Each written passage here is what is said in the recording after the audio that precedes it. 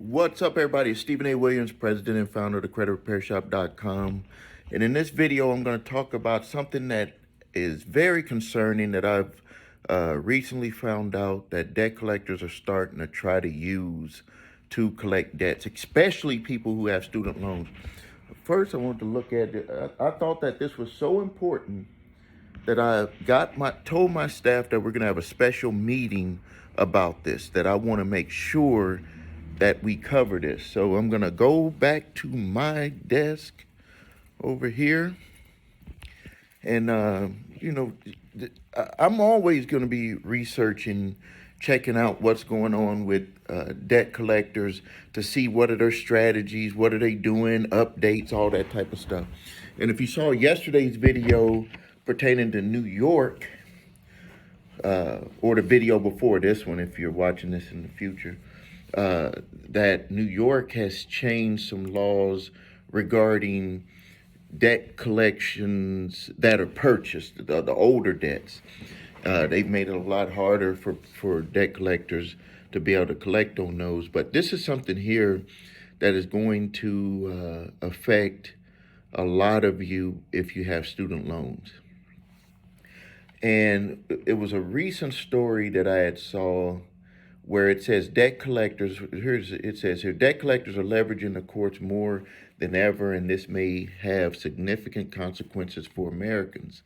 And in this article, what they had stated was that a debt collector went after a woman that had student loans. It was only $3,300 in student loans that she had took out in 1998, actually. And the debt collection company obtained a judgment, and then they froze not only her bank accounts, but they also froze her children's accounts where she was listed as a co-signer.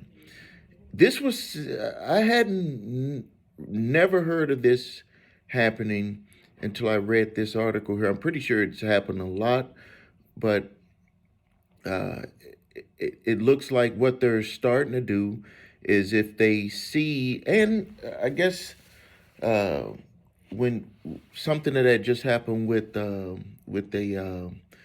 court summons response that we responded to, I guess that was like a sign of something that was going to happen, because in that court summons response, they had actually put the Jane Doe and John Doe, which is normal to put in there, but they also said authorized users. So even though the credit card company will not go after an authorized user if the primary user does not pay the account, they're only responsible, not the authorized user. Now, the authorized user is going to get the dings on their credit reports because it's going to show that that account went bad, but you're not going to go after them for the money. What was different with that court summons complaint was that they were going to try to go after the authorized users, which was something that I hadn't seen. And then on this one here, with the judgment, they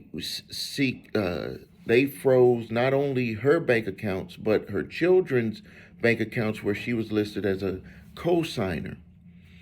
So, this was something that was not, I really hadn't seen anything like this happening before.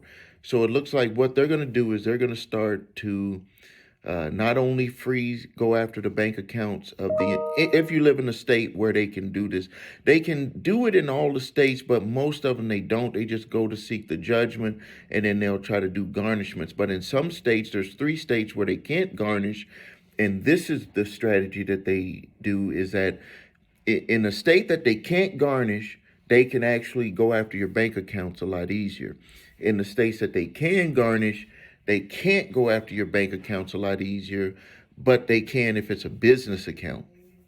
So we're going to have a meeting about this because we want to start letting people know that, number one, what to do if you have this happen. You need to take yourself off of being a co-signer for an account. Because if you're a co-signer on that account and you know you have judgments that are possible. They're going to be able to go in and freeze those accounts and try to take the money out of those accounts. All right. So I'm going to end the video here. This is a very short video for me.